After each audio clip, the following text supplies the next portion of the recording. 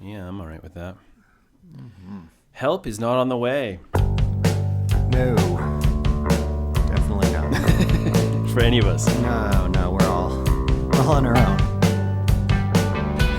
as we were just discussing. Especially in America, the drinking water, if you want your heat to work in a snowstorm, you're on your own, buddy. So, it's been a while.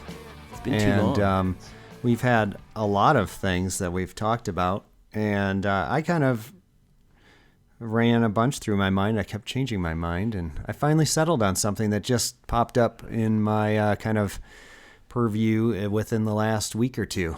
How about you? It's topical because I remember you kind of mentioned what we're going to talk about on your side of things today with Help is on the way, and it's topical because of course we're coming out of ski season right now. Right. It's been on our minds. We talked a lot about ski season in our other podcast and skiing, and spend a lot of time staring at skiing and thinking about skiing, which is a bit and not doing our podcast because of skiing. And not doing our podcast because of skiing. Yeah, so there you go. So this is like the alternative. We actually talk about skiing or a skiing related person. Right. As our season crumbles before our eyes, we can talk about skiing.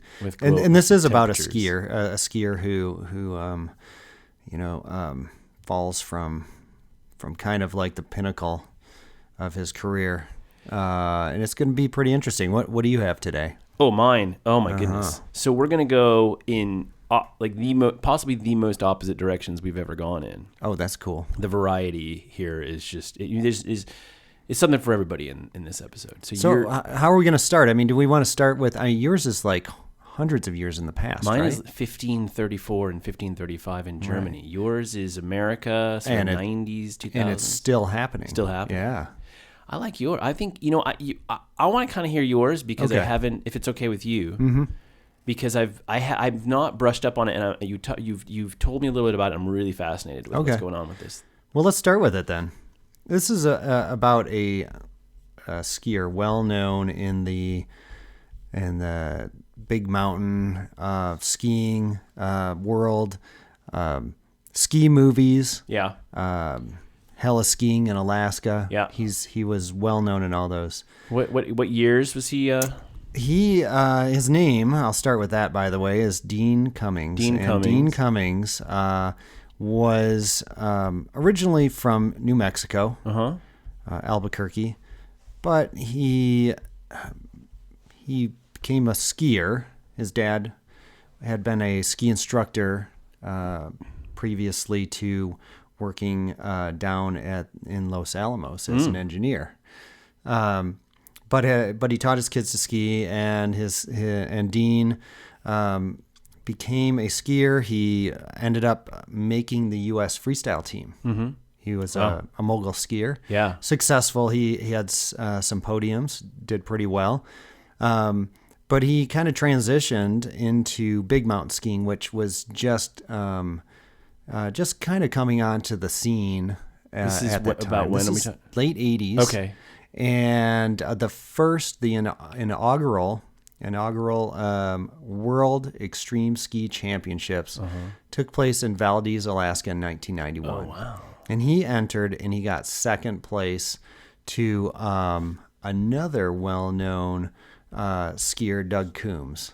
Yeah, I've heard Doug Coombs, and they both, were graced many magazine pages and covers, I'm sure. Mm-hmm. I remember both names from then. I mean, the late 80s would have been, for me, the end of high school. In 1991, I was in college and living in Crested Butte, probably.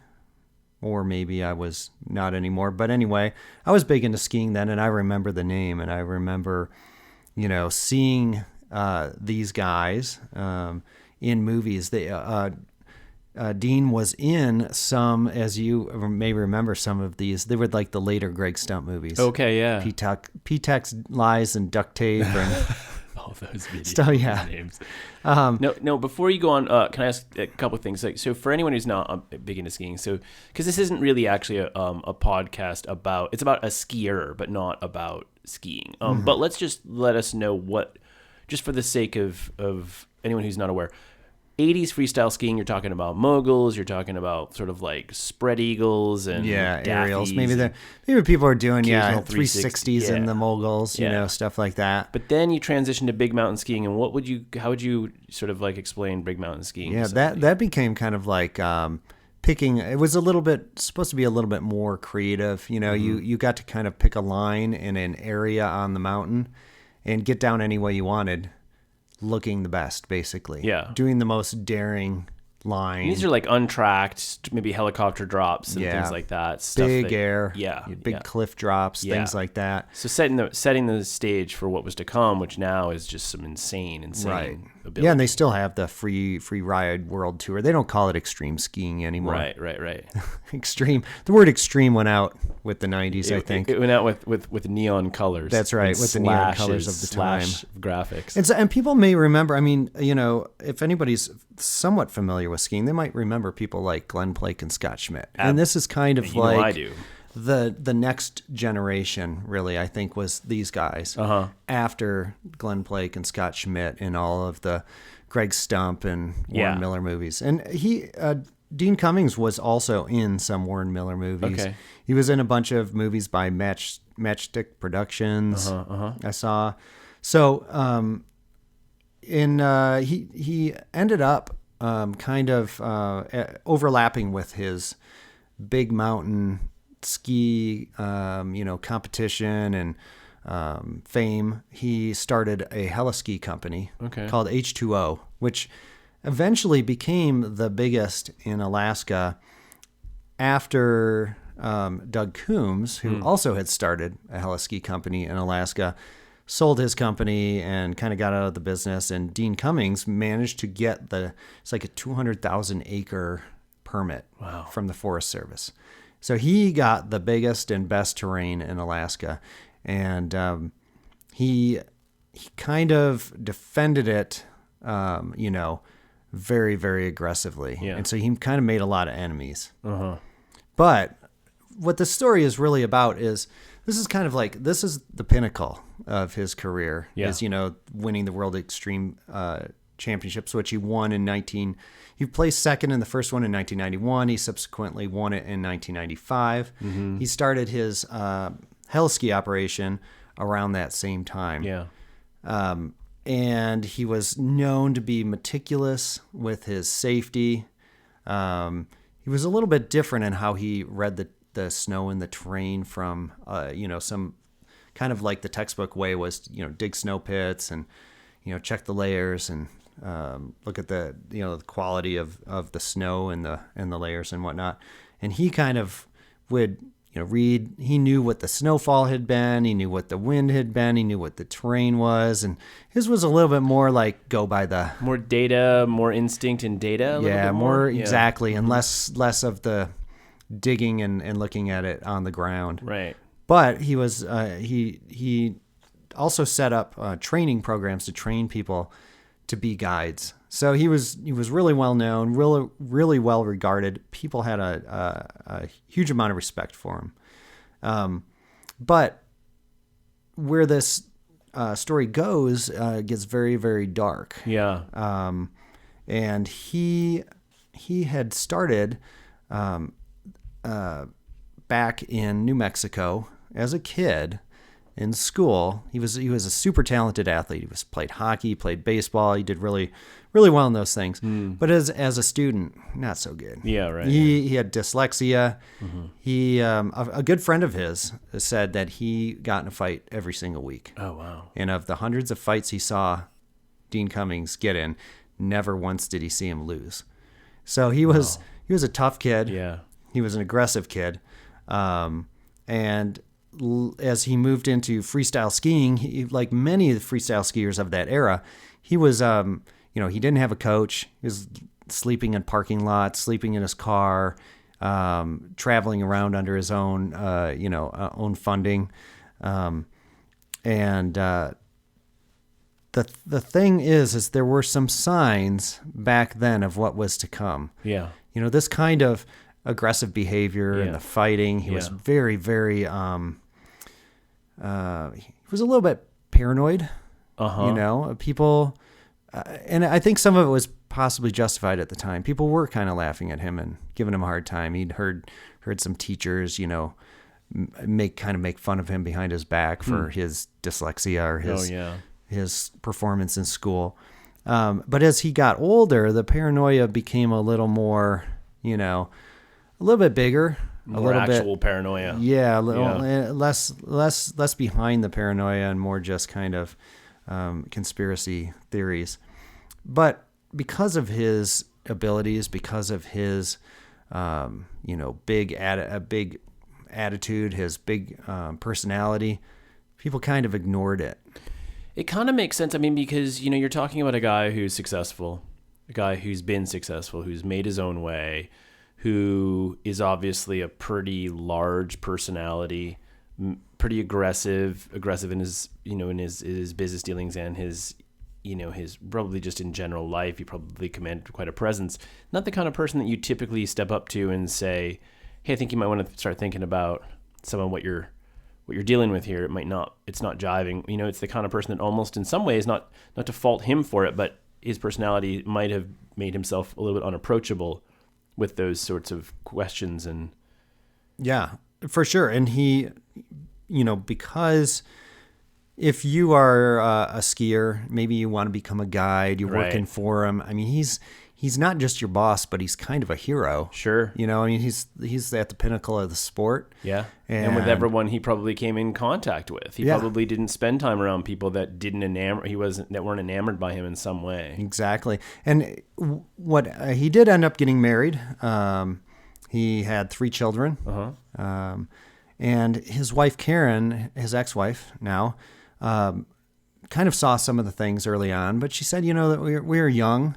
And it was weird, but she just kind of brushed it to the side, But in the 20 years or so between, when he started H2O Guides in 1995 and this latest chapter, which happens in 2019, he starts to, kind of underneath this paranoia starts to grow. Yeah. But on the surface, he's holding it together. He's running a super successful heli ski company. He's seems to be a loving, husband and dad. He just loves his kids. But there's things that she mentions, like he didn't have any real friends, and he only wanted it to always be the family. Mm-hmm. Wanted to close the doors, close the curtains, and just stay with the family. Mm-hmm. So that is,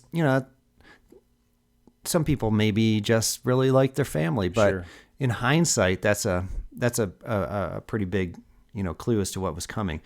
A lot of paranoia going on, as you're saying. Yeah. As the years go on, things seem to go pretty well until, say 2016 or so. So he's got a pretty good run there. Though when you talk to people who had been guides for him or his competitors in the heli ski industry, they don't always have such great things to say about him. He was like I said, he was very aggressive.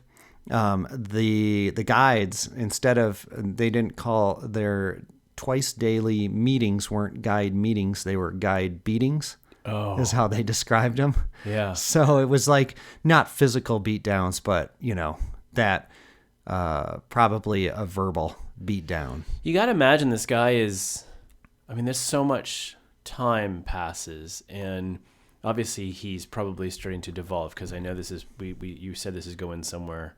It's gonna take a turn. But you got to imagine every single day of this guy's life he's fighting constant fear that something he's manufactured in his brain is grown into something insurmountable.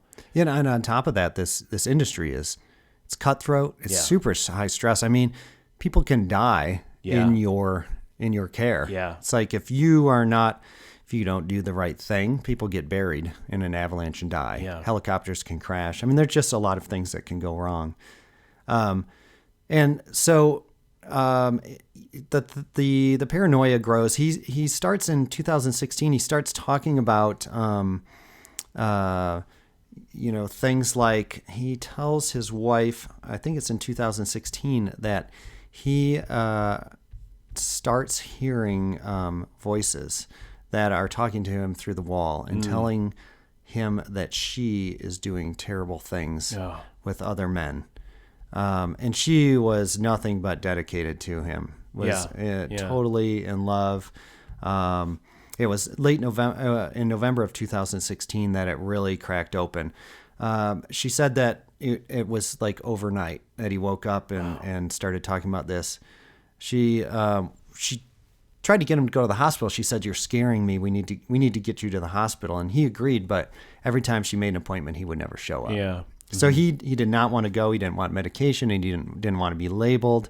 He didn't want anybody to find out. But what ends up happening is this starts to kind of bleed into everything. He starts becoming a little more lax on his safety with the Heli Ski operation. I'm sure he's distracted now. It's like he's got to be all consuming. It's got to be. And the turnover with his guides really ramps up. In fact, everybody quits. Yeah. And he's got some so he brings in a bunch of people, like they say off the street, but it's Alaska. So I'm sure these are people who know how to ski. Right. They're probably backcountry skiers, but they're not really trained heli ski guides. Yeah. And he does an intensive week-long thing to teach them how to, be guides. So people start seeing what's going on, and they, you can kind of see what's happening. She ends up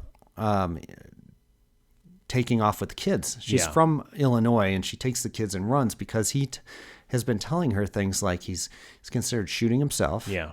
He's considered driving off the road with the kids and him in the car. Yeah.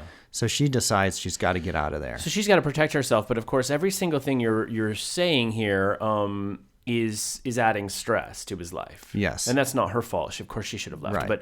But you can see that he's already got a stressful job. He's had to control his industry. He's had to protect his company. He's high stress, as you say. All of a sudden, all of his employees quit because he's obviously having problems and taking it out on them. They quit. He's got new stresses. He's also hearing these voices and these things are happening, which are adding a massive amount of stress as well. And of course, he's, mental health in this country is not taken, is frowned upon, mental health care, sort of like mental health issues. So he does feel like the man's man guy who can't go and deal with this really frightening thing in a way. And then also the paranoia could be lurking, coming in saying things like,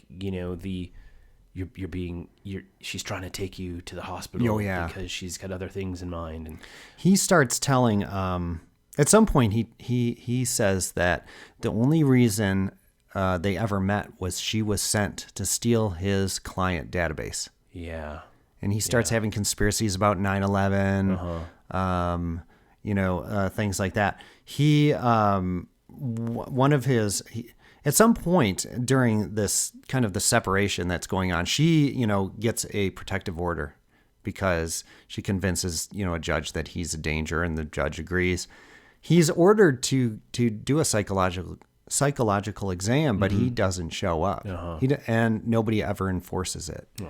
And this is the kind of thing when we talk about, help is not on the way, and how it can be a very broad definition of how help is not on the way. Yeah. This is kind of that thing, right? It is. I mean, he's obviously sliding further and further from reality. Right. And there's nothing in place. I mean, I can imagine his wife just sort of trying to dial somebody and get somebody who can tell her what to do, and they're all saying, well, he's an adult, we can't do anything, basically. And in this whole time, he somehow manages on the surface to keep himself together enough to keep the Heli Ski operation running until 2018. Things really start to fall apart. At this point, I mean, he and his wife are, I believe, already divorced.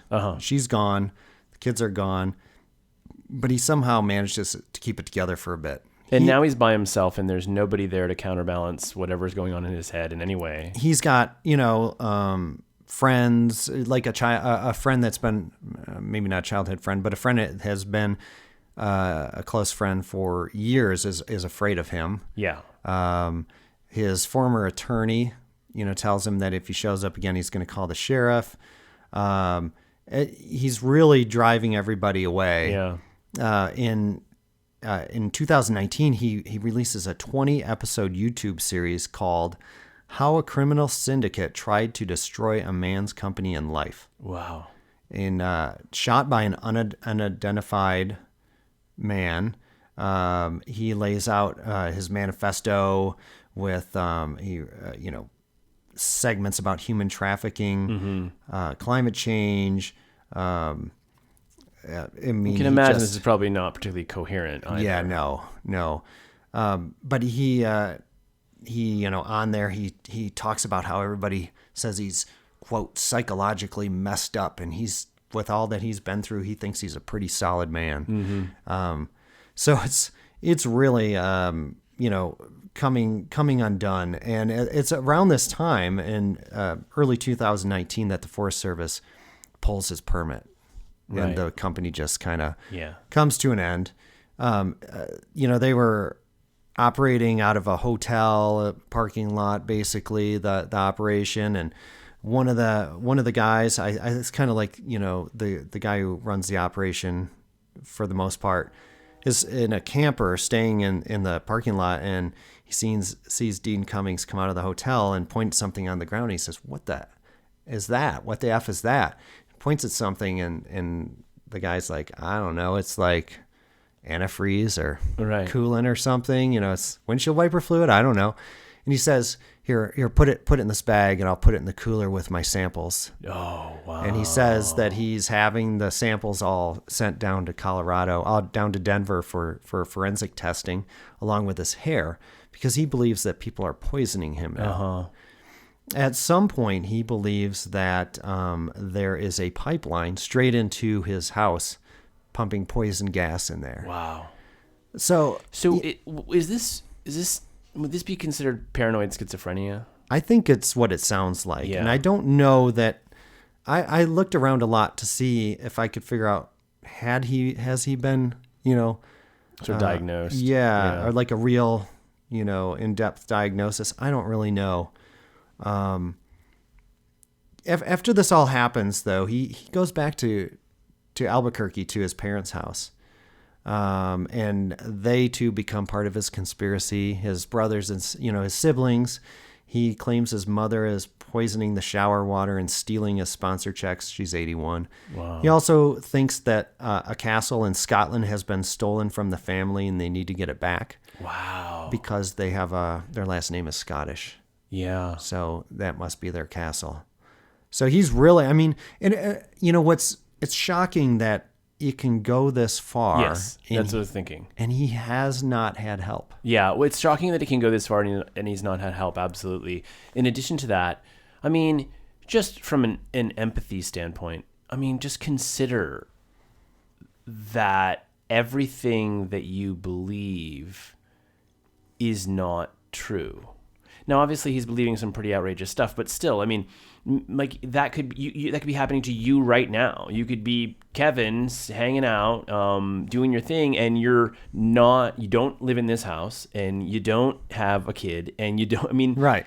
But to you, it's so 100% real. Yeah. Like, how could you not be like walking around like making? Hey, yeah, yesterday Kevin like made eggs for somebody who wasn't there. Yeah. Like, it's like entirely possible. Like, that's the way this was happening in this person's head and in people's heads that experience this sort of thing, which is really, really tragic for them.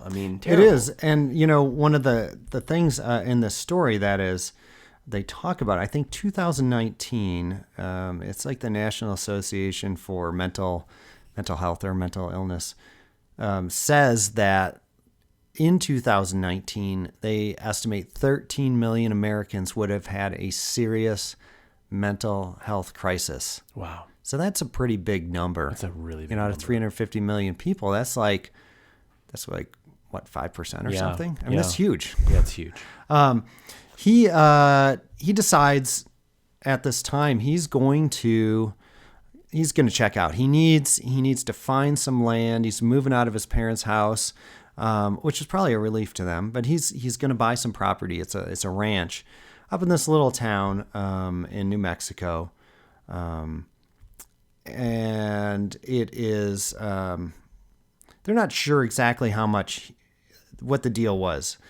It's not a real big ranch, and the guy is asking a lot of money because I think his name is Guillermo Arriola. I'm not sure if that's how you pronounce it, but he's a 47-year-old landscaper from Placitas, a traditional New Mexican town with about 5,000 people living there, and including descendants of the original Spanish land grantees and hippies who arrived in the 1960s, according to this article in Outside Magazine. So he goes to meet this Guillermo to kind of finalize the deal, and he ends up, according to the police, murdering Guillermo. So wow. He leaves. Do we know what brought him to that conclusion? Like that he had to, obviously he's so paranoid. He claimed, I read a couple different things. He claims it was self-defense, but he also claimed that Guillermo was trying to poison him. All right. And Guillermo did have a can of mace.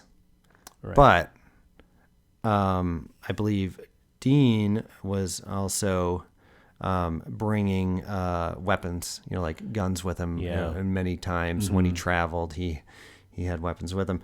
He drove out after doing this, and he found a guy riding his motorcycle and said, "Hey, I think do you have a cell signal?" So after he's killed Guillermo, I need you to call the police because I think I killed a guy back here. We had a little incident or whatever.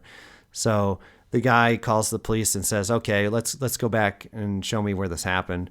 And he rides his motorcycle, and when he gets there, Dean is gone. Okay, so Dean doesn't accompany. He tells him where it is, and then they start off together, but Dean sort of peels off at some point. Yeah. He does end up showing up eventually. He is arrested, and he is now at this time awaiting trial. He was found not fit for trial, so they had to do some kind of psychological evaluations. He's eventually found fit for trial, and I believe it's 2022 is when the trial will occur. And it's really it's crazy when I kind of went back and I was like, man, when did this happen? And I can find there's a video called Dean Cummings, The Steep Life, 2016, Holy Grail Alaska Heli Skiing. So this is kind of as things are really falling apart. His marriage is falling apart at this point. His company is almost done. But you watch this video and it's like he still looks like like the guy who could ski anything. And in fact, the lines he skis in this are insane. I'm gonna have to check that out. So insane. Just to see somebody that you had watched in ski movies and read about and go through that and turn into that. It's so sad. I mean, and it's sad. I mean, also, speaking to the victim too. I mean, this guy, I don't know. We don't know much about this guy, but this guy, it just sort of shows you this guy clearly, he's out in the middle of nowhere meeting a guy he doesn't know. He's got a can of mace just to protect himself because he's being smart. Who knows what his life's been like. I mean, it just speaks to the fact that how the ripple effect of people were obviously severely affected by somebody who was not getting mental health care that they needed. And obviously things had to develop to a point where people had to sort of really realize something was wrong. But it sounds like people realized something was wrong 10 years or more before, when his wife left him at that point. He should have been evaluated. He could have avoided all of this. And this guy and whatever his the ripple effects through his family and all of that have happened, and his life obviously being... And this Guillermo, from all accounts that I read, was, a real stand-up guy. Yeah. He wasn't perfect. He had gotten in fights, mostly standing up for his family, but sounded like, he was there for his family all the time. He was there for his community. So people really liked him. And so yeah, it's a tragic thing that happened to that community and to his family, and also, his wife, Karen, and their kids. Yeah. I mean, you look back, and there was another incident. So he, as a youth, he stole a car from his parents and ended up in a one of those outdoor kind of outdoor schools for troubled youth. Right. Yeah. But it really turned. I mean, it kind of. I'm not going to say it turned his life around, but it was really kind of the spark that made him think, I am going to make my living in the outdoors. Yeah. And he ended up working for that company. They were so impressed with him. I mean, he went through it. He did super well in this outdoor class. I mean, he just nailed it. He aced it. But at the end, he just took off. Nobody could find him. Right. And then they found him, and he was just out fishing and having fun. And they were so impressed with his abilities and his, kind of his awareness in the outdoors that they ended up hiring him. And that's kind of how he got into, wanting to be a guide, wanting to do these kinds of things in the outdoors. It's kind of like, it's not uncommon that people who go through a lot of this sort of thing are quite intelligent. And it sounds like he was. It also sounds like the same thing. A lot of people, they maintain, but right. cracks. They can't keep the glue together. I had, when I hear about the stealing the parents' car and that kind of thing, I think back to some of my friends. Oh yeah. In high school. Yeah. I knew ones who stole their parents' cars and wrecked them and made excuses, and their parents bought it. And as far as I know, none of them, have ended up in this kind of, mental space that Dean Cummings found himself in. But, and so I guess it's easy to look at any one of these signs and say, well, yeah. I mean, clearly he's blah, blah, blah, getting in a lot of right. fights and he's crashed a car, but lots of kids do that kind of stuff. Yeah. His mom said he never owned a car that he didn't total. Yeah. Yeah. But, again, I knew those kids in high school too. So did I. Yeah. And usually their parents just kept buying them new cars and they just kept totaling them. Yeah. I never totaled a car because if I did, I would never have a car again. That's right. Plus, I don't know how people get away with it. I mean, even the smallest car accident really hurts. I mean, obviously, I think sometimes people who are into the really, really most extreme things, whether it's extreme skiing or it's, downhill mountain biking, or it's skydiving or base jumping or whatever it is. Sometimes I'm not saying they're mentally ill, but there's something I think in their psyche, in their brain, that kind of requires this. It's almost like it's like a drug, I know we've said that people can be adrenaline junkies, right?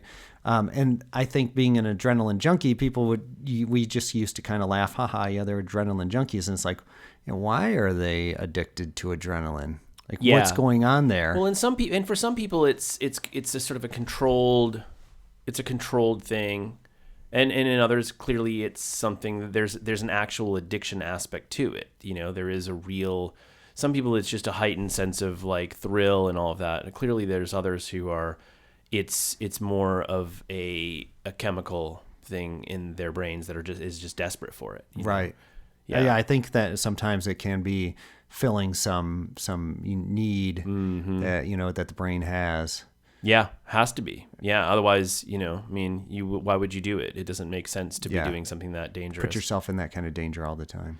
We should, I wanted to talk about putting yourself in a lot of danger, by the way, since danger is the name of the game here. Right. So we talk often about religion, and we have our thoughts about religion. We're not big fans of it overall. I mean, we respect people's opinions and all that stuff, but like anything, it can go a little too far. And I've got a really great story here about it going a little too far. Now, we're going to jump from Alaska all the way across in the 80s and 90s, all the way across the world to Germany in 1534. There's a thing called the Münster Rebellion. Münster is known as a city in Germany, and also is a cheese, as a matter of fact. I think you've probably... Yes. It's a delicious cheese, as I recall. So in February, this is great because it kind of ticks all the boxes of help is not on the way again in a sort of a couple different So you can look at it from a couple different, perspectives. In February 1534, so these radical Anabaptists, and I'll explain what that is in a moment, they tried to take over the government in the German city of Münster, and they wanted to establish a communal sectarian government. So, and the city was actually under Anabaptist rule for a little over a year, till June 1535, when the government fell. So, an Anabaptist, I'm going to give you a little bit of background here. It's a Christian Protestant movement that, in modern day now, is about 4 million people worldwide that are members, and it includes a group. You've heard of the Mennonites and the Amish. Yep. They're sort of like descendants of this group of people, which is sort of funny because when you think of those people, you think of these peace-loving, sort of anti-radical. They have their views are extreme, but they're not extremists in a sense. Do you know what I mean? Usually, right? Yeah. I mean, didn't we just talk about? There were some recent things where some Amish people were cutting beards and things like that, but overall they tend to be pretty peaceful and kind of keep themselves and live a certain way. Sure seems that way. Yeah, it seems to be. From the outside. So the early Anabaptists formulated their beliefs around the idea. This is interesting because that to be truly baptized, to sort of like have your head dunked in the water and sort of give yourself over to Christ or whatever, you have to be conscious of, a person has to be conscious of their decision and to be baptized and accept Christ. So typically in, I think, Christianity, and don't quote me on everything of this because of course I'm not that well versed in the religions of the world. You're baptized at birth, and they sort of like dunk the kid's head, or the priest puts some water on and says some stuff, and but to the Anabaptists that's not acceptable because it doesn't imply consent. Right. So what they said, which doesn't seem that radical to me, and yet it was incredibly radical. They said a second adult baptism would be necessary for those baptized at birth, or if you want to become, if you're not already, you need to, as an adult, be baptized at birth. But if you've been baptized at birth at this point, you were actually not legally allowed to be baptized as an adult. You're not allowed to be. The Anabaptists said you have to be. You've got to make a choice, and baptizing as an adult was actually punishable by death at the time. Yeah. If the person who got baptized or the person who did the baptism or everybody involved? I would say for sure the person who's doing the baptizing. I'm not clear on that. And maybe both. Yeah, maybe. I mean, wow. What a terrible thing to do, baptize someone. Yeah, you poured water on my head. Or that person's head. Spoke in Latin. You're done. Yeah. You've made your choice, buddy. Man, those people back then, they were so crazy. They're so crazy. Yeah, I know, right? Yeah. Don't look at any message boards today. Right. So they also believed that the church is essentially its body of followers, and that each believer is themselves a priest for the church. So they believed they believe that each person has a value, and each person's gifts are necessary and contribute equally to the whole of the community. So it's kind of a socialism element to this. Do you know what I mean? It's sort of like, yeah, you're a butcher, and this person, is a, a candle maker, and you're equally important. Or this person creates wealth runs a factory. I'm not saying they're running factories back then. I'm just putting it as an example. This person's a merchant that, like exports wool and makes lots and lots of money. This person is, a small farmer. They're equal value. A lot of money. Yeah. Yeah. As long as you're contributing back to the community, whether you dig a deeper hole or not is just purely based on your ability and whatever your gifts are. So it's very Animal Farm. It's very Orwellian in that sort of socialist sense, right? Which is kind of how, as far as I understand, the Amish and Mennonites do live still to this day. Everybody brings something to the table and contributes. Yeah, put something on the table. Yeah. As long as you put something on the table and you did your best to get it there, you've contributed, and whether it be the centerpiece of the meal or, the butter that's churned, Right. it's the same value. So as long as you did your best. So they were typically pacifists who believed in the separation of church and state, and that coercive measures as social measures were wrong, and they also refused to swear oaths to civil authorities, which was a threat, of course, to the civil authorities. Yes. All these things are threats. I mean, yeah, what you were just reading there sounds like I could imagine a lot of people not being happy about. Yes. They believed in communal property. And this one always gets me because people still to this day don't look back and see that many people have followed this before. At the time, and probably still to this day, different people believed that they were living at the end of time and that the return of Jesus Christ was imminent. So yeah, that is a pretty common thing. Yeah, I mean, when are we going to realize? It's probably not tomorrow. And if it is, he's just going to decide on the day. Right. Like, you can't game this. Like, you can't get ahead of this. Be cool. He's coming. It might be 1535. It might be 2026. But stop trying to figure it out. Just be good. Just be good. Right. Because for the last, at least, 500 plus years, he's still not come. Right. And they thought he was. Thanks. And you'll hear how much they thought he was, at least one of them.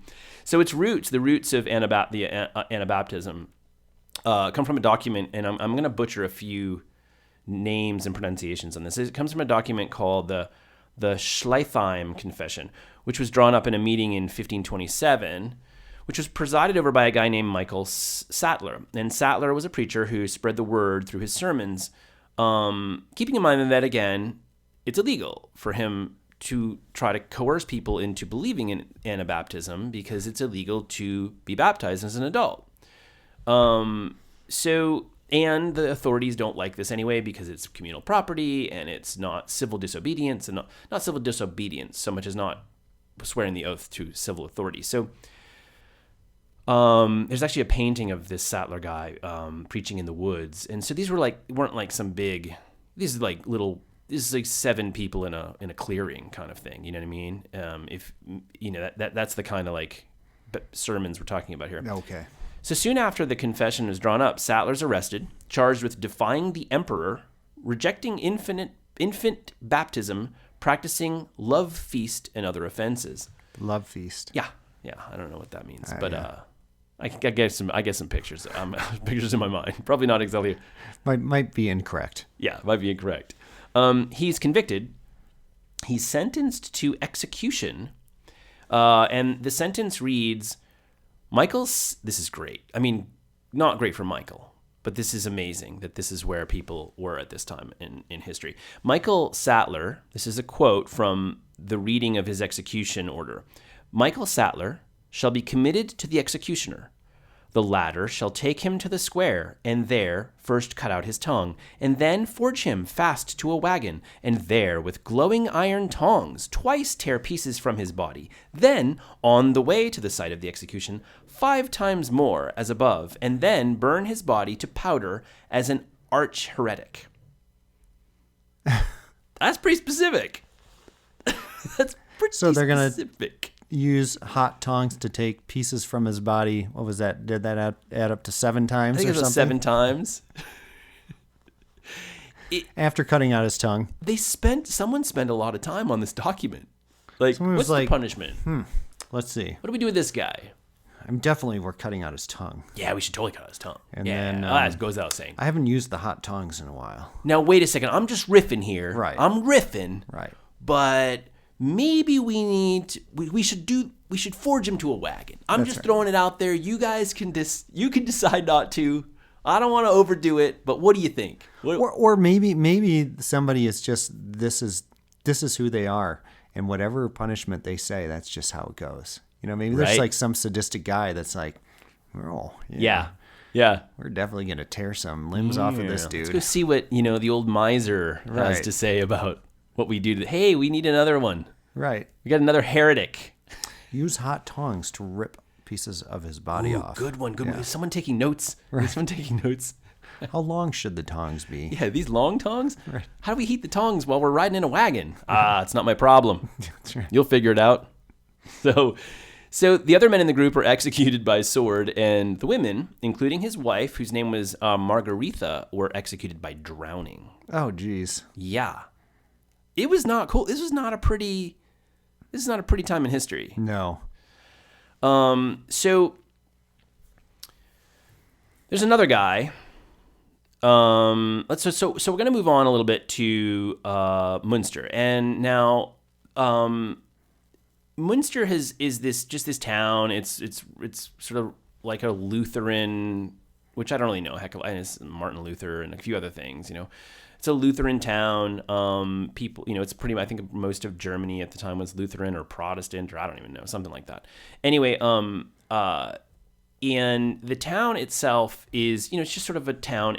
But it's been, for some reason, I don't know exactly why, these sort of Anabaptists sort of target it. They somehow decide that this is the place. And I actually think it comes down to this one guy whose a couple of Dutch came in and are a big part of this. This one guy, he called, let's see, was this John? No, this is a guy named Bernard Rothman. He's a radical Lutheran pastor, and he's making and passing out pamphlets denouncing Catholicism. And these pamphlets begin to proclaim that the Bible called for absolute equality of man in all matters, including wealth. So, we've already heard that that's something that, common property and all that stuff is something that's important to Anabaptists, but that's a threat. I mean, to anybody who's uncommonly wealthy, let's just say. Yes. Yeah. And to the powers that be, they don't want this. And that's a big part, I think, of the reason why Anabaptism was so incredibly reviled and punished, because not just because of the the baptism thing, but also because of what they were teaching as far as commonality. We're going to level the playing field, and all the rich people are going to have to give up their riches, etc. Yeah. And that usually doesn't go over well. That's never popular. Not usually popular. With the wealthy. It's popular on the street corner, right? But it doesn't get very popular once you start getting indoors and once you get in the gated community, it's very unpopular. Right, yeah, that's right. You're not going to see a lot of level the playing field bumper stickers on Mercedes, the back of Mercedes, right, or S the Porsche Class, Cayenne, and the yeah. So the poor peasants, of course, begin to flock to the idea of not only going to heaven, but also a more equitable distribution of wealth while still here on earth. And why wouldn't they? I mean, you pretty much. So one of the things I'm going to get to a big part of that, big part of this statement in a moment. But one of the things that this whole Münster Rebellion kind of highlights, and you'll see they're funny now. Let's just be honest. But of course, it wasn't funny at the time. It's horrifying, and it's really horrifying when you think about it. But still, it does bring up that self-fulfilling prophecy we've talked about before. We're prophesizing here. How do I get more people? Let's offer them other people's money. How do I make sure that I'm crushed and I'm, and something horrible happens to me? Let's get more people by offering other people's money. It's almost like you kind of are starting to ask for this. Yes. Yeah. I mean, you're going to get endless praise from one side, and you're going to have a price on your head from the other. Well, and remember, we've talked about Waco. We've talked about all sorts of these situations that people get themselves into, where it's like if Waco, if David Koresh had just had this compound of a small religious sect, and he wasn't possibly abusing children, and he wasn't stockpiling weapons, right? But see, he has told all these people that the reckoning is coming, and if you keep telling people the reckoning's coming, eventually they're going to tap their watch and go, when is it, man? Right. You keep moving the goalposts, which is what QAnon's doing right now, but for the time being, people are still following it. Sure. But that can't last forever. No. People are eventually going to go get tired of the goalposts moving, and so you have to stir the goalpost. You have to stick to a date at a certain point. Yes. And we're going to see some of this coming up, at least with one of these guys. So the town, which had been called New Jerusalem. I don't think it was Rothman who actually coined the term. I think it was someone else, but I don't know if I wrote that down. But anyway, the town becomes overrun with Anabaptists and adult baptism. So because Rothman has, he's in the town, or he's around the town, and he's giving out these pamphlets, and he's saying, Münster's the place to be, and we're going to create a New Jerusalem. This is the New Jerusalem. You got to go there, and you're going to have the distribution of wealth, and you're poor.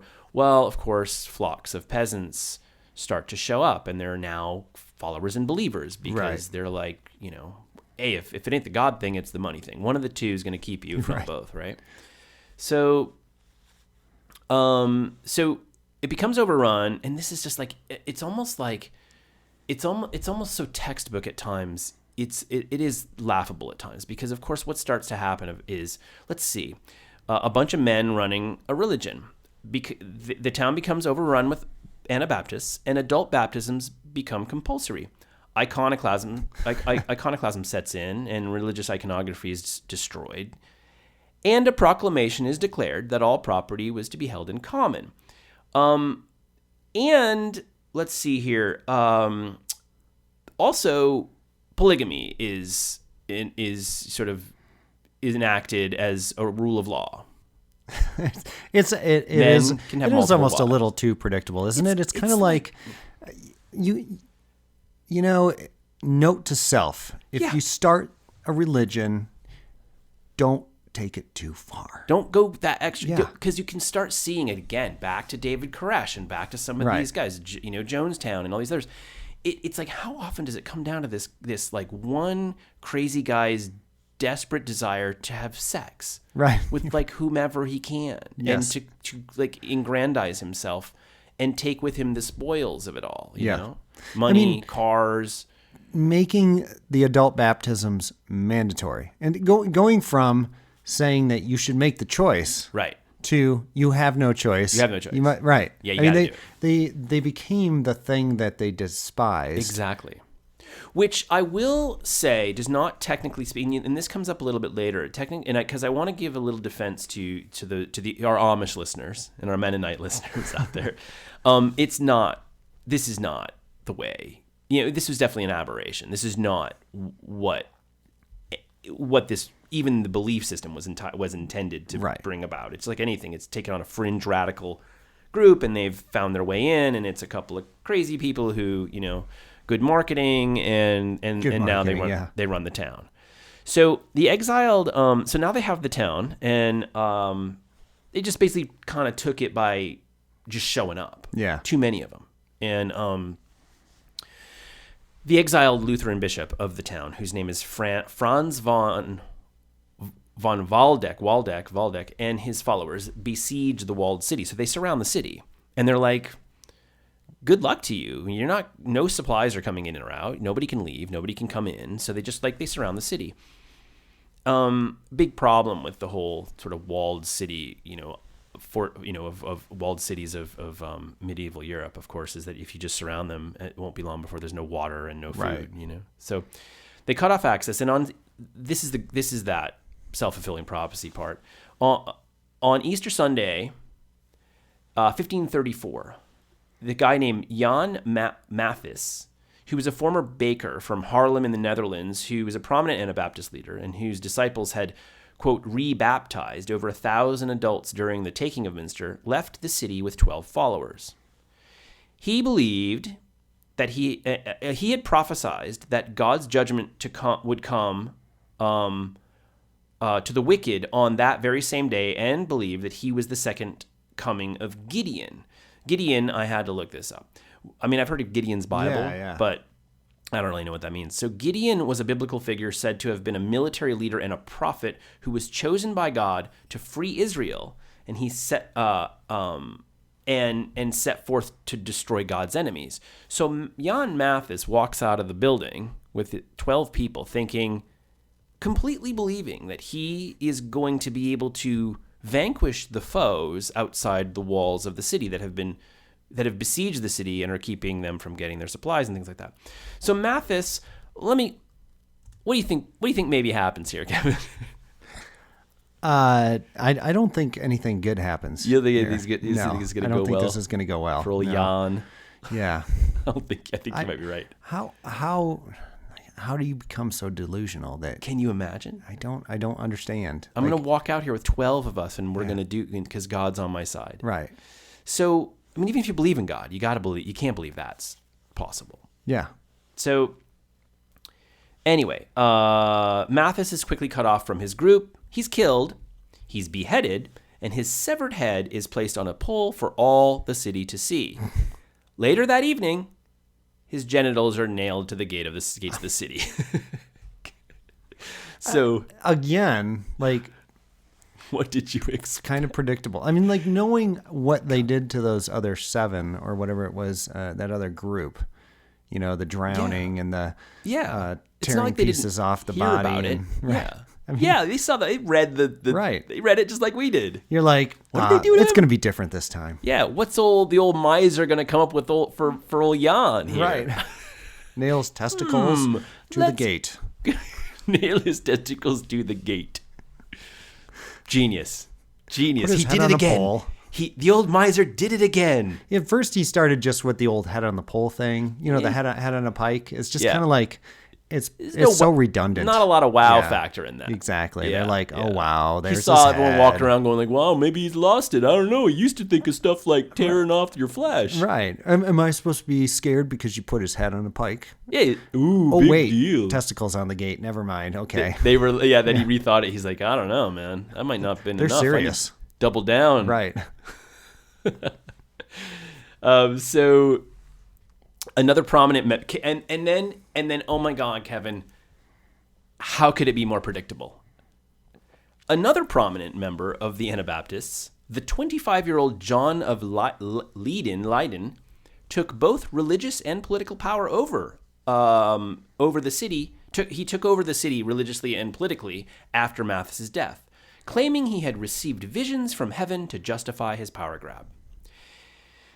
John of Leiden soon proclaimed himself the King of New Jerusalem, and with polygamy made compulsory, took 16 wives. Meanwhile, the siege, which was now a year long, had left most of the inhabitants of the city near starvation.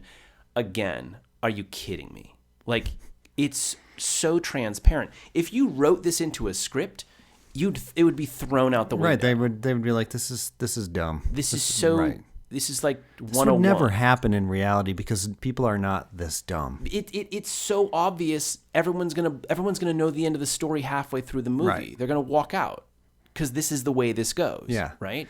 And this whole, well, hey, now that other guy's gone, I have to say I had some visions and I'm the one. It's me. Yeah. Yeah. You know what that reminds me of, though, is modern day politics. Yeah. I mean, it's absolutely, you watch. True. And I'm sure this has been throughout history. You watch what worked for somebody else, and you're like, ooh, all I have to do is replicate exactly what he did, have the same kind of, personality, and there's a pretty good chance that it'll work, and I'll end up with 16 wives and be in power. And and just don't go out the side of the city walls thinking you're Gideon. Right. And you'll be good. Exactly. Yeah, it worked for him. I'm gonna try to solidify my power a little bit more. Yeah. I'm gonna plug a few holes that I saw. It's a power vacuum, and it's as common as sliced bread. Yeah. And it's ridiculous that It is we ridiculous. keep falling for it as a society. And did they fall for it? Well, that's true. They may not have much choice. Right. The city in June 1535 was retaken by Franz von Waldeck, and John of Leiden and other Anabaptist leaders were taken prisoner. In January 1536, John of Leiden and 2 other leaders of the coup, and this is what brought me to this story from the beginning, because I was scrolling around. This is a funny story. I was at a friend's house, and she had a bird feeder that she just hung outside of her house. And the bird feeder is like a little small rectangular cage with metal bars, and inside of it, on a hook above it, and on a line, and inside of it is a brick with like like suet or something like that. Yeah, so they can land on it and Yeah. grab the bar, and they can. And I immediately thought of what John of Leyden spent the next, well, he didn't quite spend his time there. He was tortured and killed before this. But here's what happens. In 1536, John of Leyden and 2 other leaders of the coup were tortured in the town marketplace and executed. They don't go into the torture on this one. Maybe I'm kind of interested. Like, what was it this time? Such description in the others. Yeah, I'll have to look that up. So their bodies are exhibited, and this is where that comes in. The 3 of them, their bodies were exhibited in cages hung from the steeple of St. Lambert's Church as a warning to others. So, and their bones were eventually removed, but the cages still hang outside the church to this day. They tortured them and hung their dead bodies from the church, like, all good Christians would do. Christians. So, and it's really... Look it up. There's a picture of it. I'll show you the picture later. And anyone who sees this, we should post it. But you should look at it because honestly, it's disturbing. Just the empty cages. Yeah. Because that these 3 people were hung as a warning, to the rest of people never to do something like this again. But the church decided to keep them up even after they had dissolved to bone, and they're still there. It's kind of creepy. You know what I'm thinking was missing from society back then were some. WWJD bracelets. Do you remember those? What would Jesus do? They just weren't thinking. What would Jesus do? If somebody had said, "Hey, there, he's got a flaming hot tongs. He's about to rip something off this guy's body," and they're like, "What would Jesus do?" And he's like, "Damn it! He didn't even have shoes. Put the tongs back. You don't walk around with burning hot tongs with no shoes on. That's right. Come on, you could drop it on your foot. Guy. Yeah, jeez. Think, people. You could burn yourself. You could totally burn you're gonna burn your foot. Do you have gloves? How are you gonna work tomorrow? Right. You're a butcher. How are you gonna that's gonna get infected? Jesus was smarter than that. Jesus didn't like infections. He knew better. So the aftermath of the Münster Rebellion, which historians, which I kind of mentioned before, they basically believe that it was an aberration of the Anabaptist movement itself. So the Anabaptist movement, they splintered from there. This actually really kind of crushed it. The lines of division were mainly along lines of whether they should remain peaceful or use force against non-believers, and the issue of polygamy. Again. Yeah. Really? Polygamy, and should we use force or not? Should we force people to believe our religion or not? Yeah. I want 7 wives. I want 1 wife. I want 9 wives. I'd like 1 wife. Let's call the whole thing off. Right. Well, I mean, they could just get rid of the guy who only wanted 1 wife. That's true. Because if he didn't believe, he's not taking part, man. That's true. Get rid of him. That's true. Yeah. So as I mentioned, the Mennonites and the Amish and the Baptist religions are sort of descendants of the Anabaptists. And clearly, I know we're not religious people, but I think that those folks generally, for the most part, don't cause too much harm.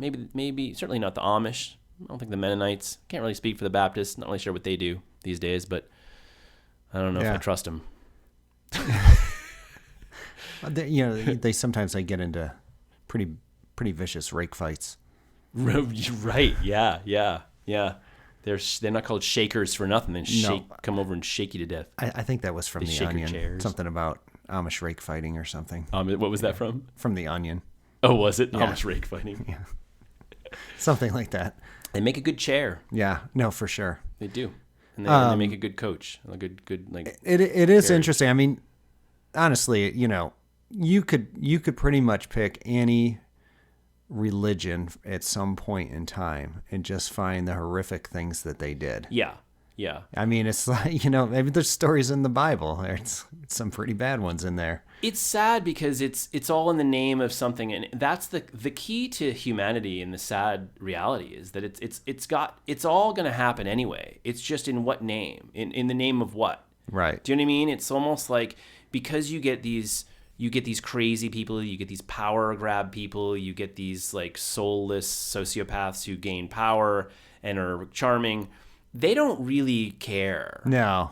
The crazy ones, like the guy Mathis walking out of the city, he clearly, obviously, his head was not on straight anymore. Yeah, he must have believed what he was saying because he thought this was going to work. Yeah. Any rational person would be like, you're dead. It's the guy at the top who drives this and then sits back and watches Rome burn, while eating grapes and drinking wine. That's the guy that's going to do this time and time again, and he has no dog in the fight. All he cares about is it happening. He doesn't care why, how.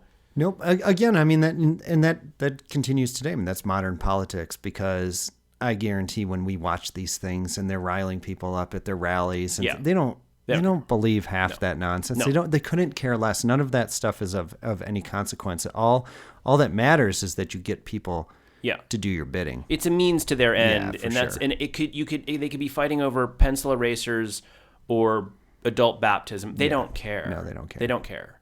And that's and until humanity, which sadly probably never will, until humanity realizes that that's the game they're playing, then it'll happen again and again and again and again. Yeah, that's our future. So help's not on the way, people. No, not even close. Not even close.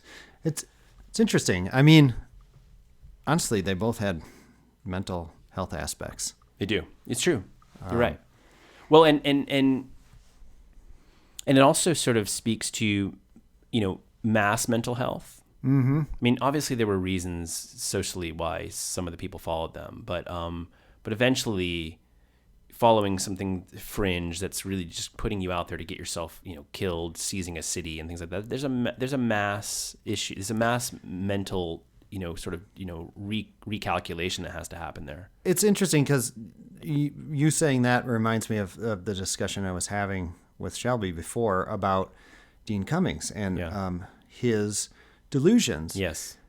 I started saying they're not that far off from the things people have been saying lately. Oh, absolutely. The only reason that people aren't saying, oh, my dad should be committed, is because there's millions of people saying this, right. which then kind of goes towards your story, which is tons of people buying into the same delusion, the same crazy belief about something that, if you were to look at it from the outside, you're like, yeah, okay, that's totally nuts. Yeah. I mean, once you reach, at what point when something is adopted by enough people, is it no longer fringe and crazy, and now it's totally acceptable? Yes, and that's kind of that whole thing about what's the difference between a cult and a religion, right? Right. I mean, well, the number of people that are in it and the acceptance by society, really. Right. If you say the things these people believe are okay, it's a religion. If you say the things these people don't believe, it's a cult. All right, Kevin. Well, by the way, this is Mark Dustin and Kevin Ballman. Yeah, we kind of. Man, we are rusty. We kind of blew the whole thing. Did we even tell people what show this was? I said help isn't on the way really early on. Okay. Because then I forgot everything. When people were like, "Who the hell are these two?" I think I said it to remind myself what we were doing. Right. Well, we'll be back sooner rather than later with our Heads On Straight.